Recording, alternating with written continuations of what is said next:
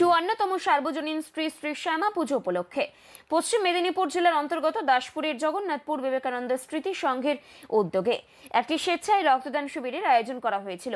এই সংঘের সম্পাদক তাপস কুমার রায় জানান, শিবিরে মহিলাদের সংখ্যা ছিল একেবারেই চোখে পড়ার মতো।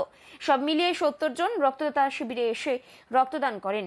সমগ্র রক্ত সংগ্রহ করা হয় পাঁশকুড়া সুপার স্পেশালিটি হাসপাতালের সহযোগিতায়।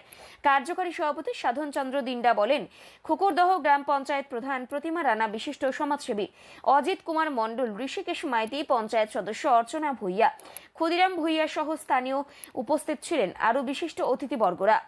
এদিন রক্তদানের পাশাপাশি একটি স্বাস্থ্য শিবিরেরও আয়োজন করা হয়। দাসপুর থেকে কৌশিক কাপড়ির রিপোর্ট, সত্যের সন্ধানে সংবাদ প্রতিদিন লোকাল নিউজ।